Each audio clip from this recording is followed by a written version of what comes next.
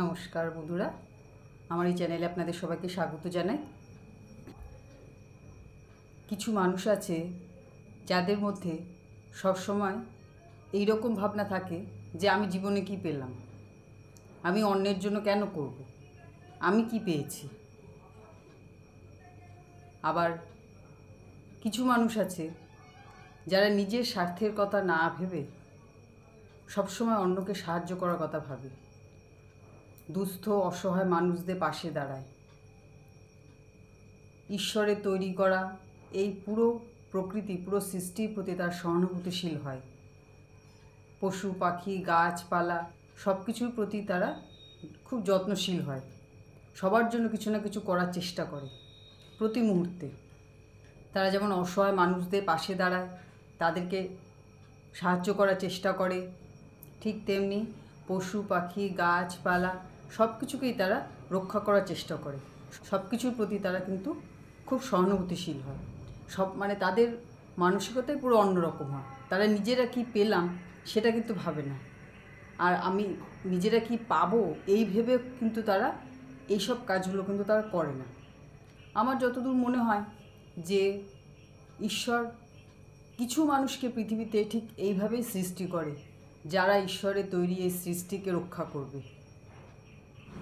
কারণ কিছু মানুষ এতটাই স্বার্থপর হয়, তারা নিজের ঘরের বাইরে কি ঘটছে তারা সে ব্যাপারে কোনো খবরও রাখে না, তাদের কিছুতেই কিছু যায় আসে না, খালি নিজেরটুকু নিয়েই তারা সন্তুষ্ট থাকে। তাই শুধু এই রকম মানুষই যদি পৃথিবীতে থাকতো তাহলে পৃথিবী কিন্তু আজকে আর বসবাসযোগ্য থাকতো না। কিছু ভালো মানুষের জন্যই কিন্তু এখন কিন্তু আমরা পৃথিবীতে ভালোভাবে বসবাস করতে পারছি। আর যারা কখনো কারোর জন্য কিছু করেনি, করার কথা ভাবেও নি, তারাই সবসময় কথা বলে যে আমরা নিজেরা কি পেলাম। কিন্তু যারা অন্যের জন্য করে যায়, তারা ঈশ্বরের তৈরি প্রকৃতির সাথে, সৃষ্টির সাথে নিজেদের এতটাই একাত্ম বোধ করে যে তারা কখনো কথা ভাবে না যে আমরা নিজেরা কি পেলাম। এক্ষেত্রে একটা কথাই বলবো, যখন সবসময় ভেবে চলেছেন যে নিজেরা কি পেলাম, তখন এবং ভেবে ভেবে যখন হয়রান হয়ে গেছেন, অস্থির হয়ে গেছেন, জীবনে সুখ নেই, শান্তি নেই, তখন একবার স্থির হয়ে বসুন আর শান্ত মনে একবার চিন্তা করে দেখুন যে আপনি কার জন্য কী করেছেন।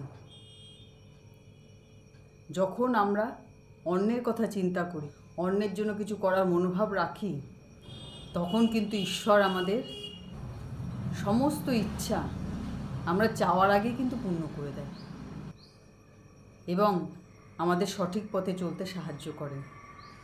আপনি যখন অন্যের জন্য কিছু করবেন, তখন আপনাকে কিন্তু কিছুই চাইতে হবে না ঈশ্বরের কাছে। ঈশ্বর আপনার পাওয়ার পাত্র নিজেই পরিপূর্ণ করে দেবেন, আর এটাই নিয়ম। ঠিক আছে? তো আজকে ভিডিও এখানে শেষ করছি। সবাই ভালো থাকবেন, সুস্থ থাকবেন। নমস্কার।